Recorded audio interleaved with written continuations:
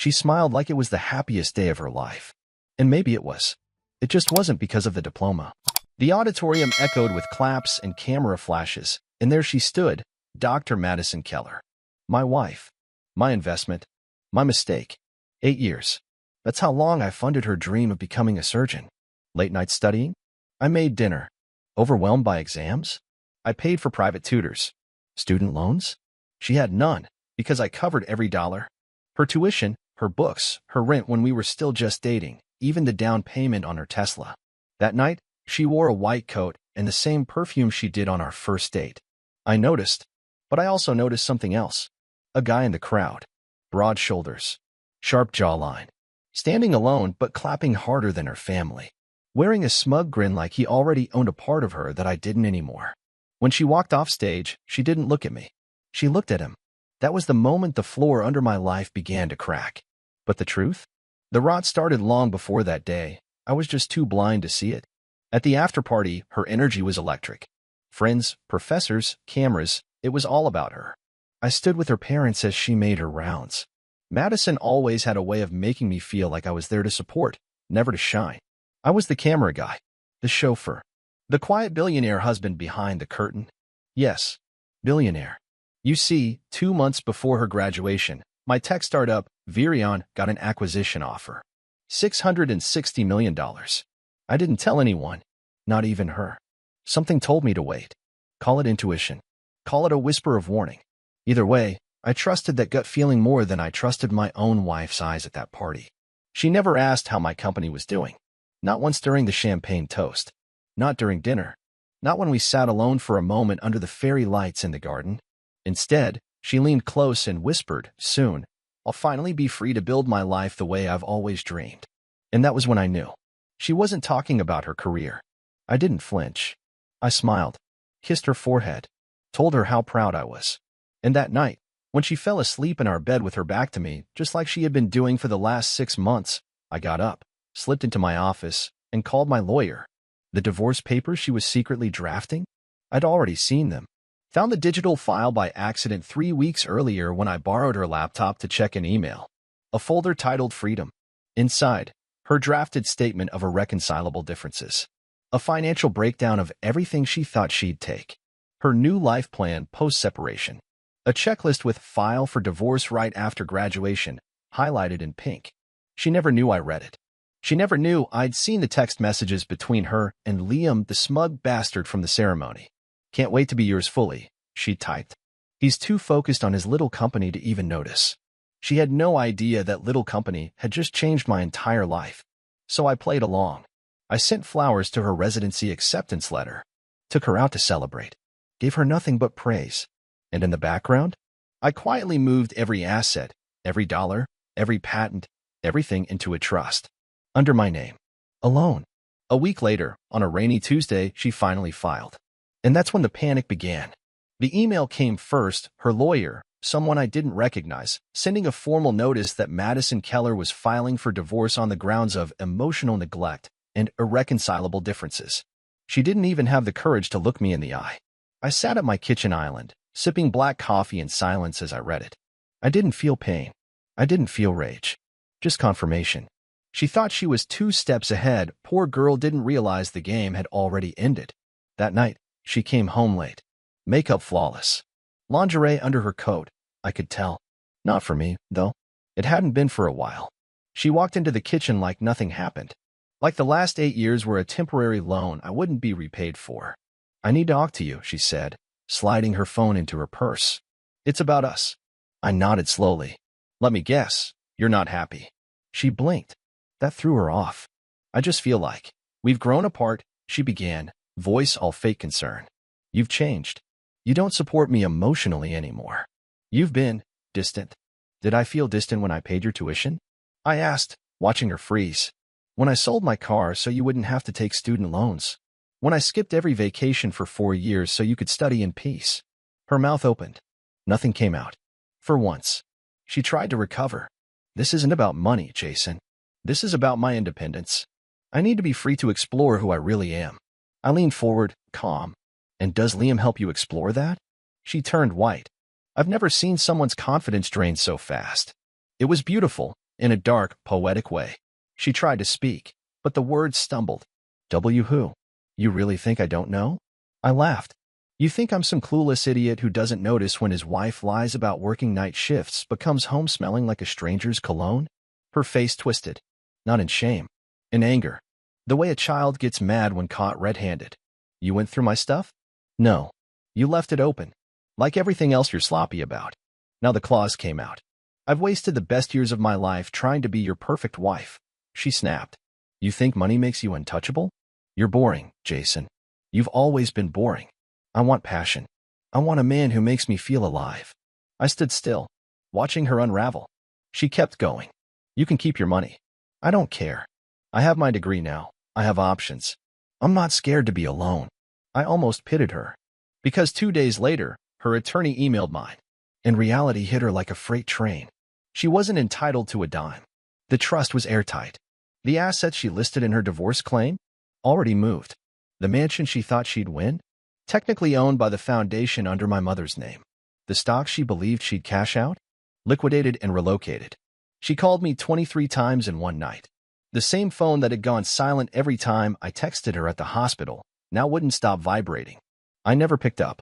The last voicemail she left? Jason, please. We need to talk. I didn't mean for it to go this far. I made a mistake. We can fix this, I swear. Just call me back, okay? Please. But I was done playing the fool. I let her sit in that silence she once weaponized against me. I had made my decision. And it was just the beginning. I saw her in the cafe 2 weeks later. She didn't see me at first. Her back was to the window. She looked smaller now. No makeup. Hair tied in a loose, messy bun that screamed, I didn't sleep. A far cry from the flawless doctor wife she pretended to be. Across from her sat Liam. He leaned in, talking fast, hands animated. She just stared at her coffee like it could save her. I walked past the glass, slow and deliberate. She looked up. Her eyes met mine. I didn't stop. Didn't nod. Just kept walking. That moment, the flicker of panic, the way her lips parted like she wanted to shout my name, the tension in her shoulders, I burned it into my memory. That was my closure. I had given this woman 8 years of my life, and in return, she gave me betrayal wrapped in entitlement. The moment she became a doctor, she tried to cut the leash she thought she was tied to. She never realized I wasn't the leash. I was the spine holding her life together. That night, I got a call from her sister, Rachel. We'd always been cordial, never close. Jason, she's not doing well. I'm aware, I said flatly. She said you ruined her. That you destroyed her reputation. I laughed once. Low? Funny. I was thinking the same thing about her. Look, I don't know everything that happened, Rachel continued, but she's talking about leaving the country. She thinks everyone's laughing at her. Maybe they are. Are you really not going to talk to her? She made her choices. Now she can live with them. There was a long silence. Then Rachel whispered, she was jealous of you, you know. All those years, she felt like she was the underdog in the marriage. That she had to prove herself. By screwing another man behind my back? I shot back. I didn't say she was right, Rachel said. Just that she's broken now. She broke herself, I said. I just stopped catching the pieces. I hung up. That weekend, I took a flight to Monaco. Virion's new board was celebrating our acquisition, and for once, I didn't feel like a man dragging a ghost behind him. I laughed for real. I toasted with real friends. I slept soundly. For the first time in years, I wasn't second-guessing what lie I'd wake up to. A month later, my lawyer forwarded a desperate letter Madison had written. It was a full 3 pages, typed. Rambling apologies, twisted justifications, a plea for forgiveness wrapped in passive-aggressive blame. She tried to paint herself as a woman who got lost, who made mistakes, who let ambition cloud love. I never responded. I don't believe in ghosts, but I know what it feels like to live with one. And I wasn't about to let her haunt me again. She thought she could trade up. She thought the world owed her something because she wore a white coat and knew how to pronounce medical terms I couldn't. What she didn't understand was simple. You don't bite the hand that built your throne. And when you do, don't be surprised when the kingdom burns quietly beneath your feet. It had been 3 months since the papers were finalized. 3 months since she walked into that courtroom in her finest outfit, hoping to still play the role of the graceful, wronged woman, and walked out pale, defeated, humiliated. Her plan to leave me right after graduation with half of everything? Gone. Just like her smile when the judge told her that the assets were legally unreachable. I watched her crumble without a word. She didn't even look at me as she walked past, just clutched her handbag like it was the last piece of control she had left. I didn't follow her. I didn't say a thing. I just walked out the opposite door and stepped into a new life where I wasn't just funding someone else's dreams while they plotted my downfall behind my back. It was strange at first, being alone. Not lonely, just alone. There's a difference. You see, when someone spends years subtly chipping away at your self-worth, you start believing you're the problem. You ignore the cold bed, the unexplained nights, the locked phone, the way your name disappears from her lips when she's around certain friends. You convince yourself it's just stress, just residency, just pressure, just life. It wasn't life. It was betrayal with perfect teeth and an expensive education. I spent that summer in silence, not the bitter, heavy kind she used against me, but real silence. Healing silence. Mornings without tension. Nights without fake love yous. No more lies about overnight shifts that ended at 2 a.m. with a wrinkled blouse and no explanation. No more dinners where she scrolled her phone while I tried to fill the space. I had my company, my team, my peace. And the best part? I had my dignity back. She, on the other hand, had burned bridges she didn't even know she was crossing. I started hearing things from mutual acquaintances, how the hospital staff didn't quite trust her, how Liam ghosted her after the lawsuit news went public, how she moved back in with her parents temporarily, how she cried in the locker room during shifts. A part of me expected to feel something, maybe satisfaction, maybe even guilt, but I didn't. I felt nothing, because the woman I married no longer existed. She was replaced by someone who saw me as a stepping stone, a bank account with a wedding band, someone who truly believed she could orchestrate a divorce like a chess move and walk away wearing both the crown and the check. She underestimated one thing. I don't bluff. I had spent a decade building a future for both of us. But the moment I saw that folder labeled freedom, I realized she had spent just as long building her exit. And so, I built mine quieter, sharper, smarter. No explosions. No drama. Just a final move she never saw coming. And when her world collapsed, I didn't lift a finger. She wanted freedom. I gave her silence. 6 months after the divorce, she showed up at my office. Unannounced. I was in the middle of reviewing a new round of acquisitions when my assistant buzzed in. "Jason, there's a woman here. Says her name is Madison Keller. Do you want me to tell her you're in a meeting?" I stared at the glass wall across from me. The skyline looked like it always did, bright, distant, untouchable. I thought about telling her to send Madison away, but something in me wanted to see what rock bottom looked like in designer heels. Send her in. She walked in slower than usual, less of that entitled sway in her hips. Eyes darker, heavier. She didn't wear her ring, of course not, but she did wear shame like makeup. Subtle, but layered. I didn't offer her a seat. "I didn't come to fight," she said quietly. I need to talk to you." I waited. I gave her nothing. She folded her arms, like she was trying to protect herself from the chill that wasn't there. "I know I handled things terribly. I know I hurt you. And I don't expect forgiveness, Jason." But her voice cracked just enough to sound real. I thought I was winning. I thought I'd step into this new chapter and feel powerful, independent. But everything I thought I wanted, it all turned into smoke. Still, I said nothing. "You don't even care, do you?" she asked, smiling bitterly. "You don't hate me. You don't miss me. You just moved on." I finally looked at her. "Madison," I said slowly, "I didn't move on. I moved up. There's a difference." She looked like she'd been slapped. "You were supposed to be my partner," I continued. "But you treated me like your safety net. Like I was holding you back. You gambled your marriage for a fantasy, and now you're surprised that fantasy doesn't pay the bills." Her eyes watered, but I didn't flinch. I had seen her cry before, usually after a lie unraveled. "I'm sorry," she whispered. "No, you're not," I said. "You're just sorry you lost." She stepped forward. "Please, just have dinner with me. One conversation. I want to show you I've changed." I chuckled. Cold. Dry. Final. "You didn't come here for closure. You came here because the world stopped giving you what I used to hand you freely." She dropped her eyes. I walked to the door and opened it. "This office isn't your redemption arc, Madison. It's the result of a life I built while you schemed behind my back. Now, if you'll excuse me, I have a meeting with people who actually respect me." She walked out without another word. And as the door clicked shut behind her, I felt it. Peace. Not the kind that's quiet. The kind that's earned. The kind that comes after you've been through hell, seen the devil in heels and lipstick, and come out smarter, sharper, and stronger than before. She tried to break me. She ended up freeing me. A year passed. I'd almost forgotten the sound of her voice. The way she used to weaponize silence. The exhausting tightrope of never being good enough for a woman who never really wanted me, just what I could give her. Now I woke up to sunlight on the Italian coast, not cold shoulders in a sterile bedroom. I dined with people who built empires instead of tearing down their partners. I dated freely, without suspicion shadowing every laugh or glance. And still, her name showed up. Articles started circulating, whispers about a malpractice investigation, a patient misdiagnosed, a supervisor questioning her judgment. No charges yet, but reputations don't wait for courtrooms. It made sense. When someone builds a life on lies, eventually the cracks reach the foundation. My phone buzzed one morning. An unknown number. I let it ring. Then a voicemail. I listened. Jason, it's me. I know you don't owe me anything, and I don't deserve your time. But I don't know who else to call. I'm not okay. I don't have anyone left. I think about everything, every day. About you. About how I destroyed the only person who ever truly believed in me. Please, if you could just call me back, even just once. I sat there for a while, staring at the waves. Then I deleted the message.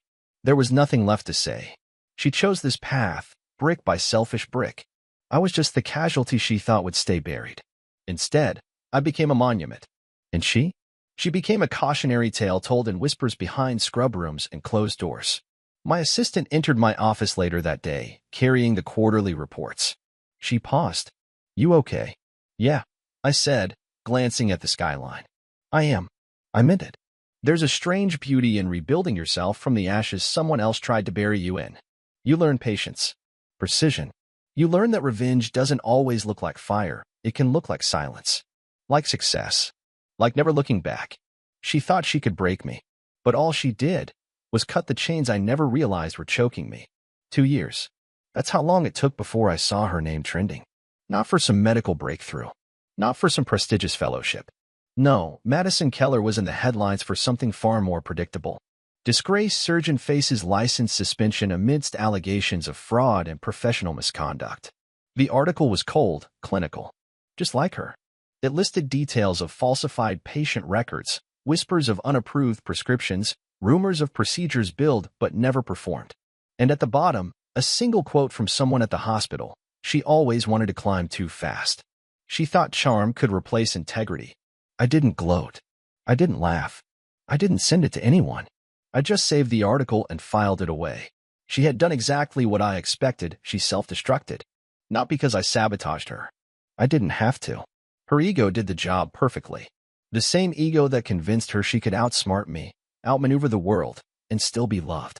I did hear, through someone in legal, that she tried to sue the hospital. Claimed discrimination, retaliation. All the usual plays. None of them stuck. The system didn't protect her this time. She went quiet after that. No social media. No LinkedIn updates. No wedding ring, obviously. And Liam? Gone. Apparently, he bailed the moment the investigation started. Turns out, her real man didn't stick around when things got real. And me? I was living in Barcelona by then. A villa by the coast, my mornings filled with espresso and strategy calls, my nights with peace. Actual peace, not the fake, smothered calm I used to lie to myself about. One evening, I got an envelope forwarded to my new address. No name on the return, just a handwritten label. Inside was a letter and a photo. The letter was short. Just her handwriting, still neat, still precise. I was wrong. About everything. I don't want your forgiveness. I just want you to know I finally understand what I lost. You were never the fool, Jason. I was. And I'll carry that until my last breath. The photo was of us. From years ago. At some fundraiser. She was laughing into my shoulder. I was smiling at her like I meant it. I stared at it for a long time. Then I lit a match and watched it curl into blackened edges. That chapter was over. Not because she apologized. Not because justice found her. But because I had finally stopped waiting for either. Some stories don't end with revenge or romance. Some just end with freedom. And mine had finally begun. She was a storm I once stood in, thinking if I just held on long enough, I'd make it to sunlight. But storms don't love you. They tear through you. And if you survive, it's not because of them, it's in spite of them. I never responded to the letter. Not because I didn't believe she meant it. but because I didn't need it anymore. I used to think closure came from words, from apologies, from confessions. But closure doesn't come from the one who broke you. It comes the moment you stop letting their shadow reach your light. The house we built together? Sold. Her name? Erased from everything. My name? On the cover of a book now, a memoir, actually. About startups, risk, and how the worst betrayal I ever faced turned into the best decision I never planned. It hit #1 on release day. The dedication was one sentence: to the lie that set me free. I still get emails from men who've read it. Strangers who saw pieces of themselves in my story. Men who gave everything to someone who gave nothing back. They always ask me the same thing. How do you survive it? Here's what I tell them. You don't survive betrayal by fighting for the past. You survive it by building something so powerful in the aftermath, they regret ever letting go of you. You don't need revenge. You don't need her to cry. You don't even need her to fall. You just need to rise. That's what I did. And when people ask me about Madison Keller now, I smile and say, she was a lesson, not a loss.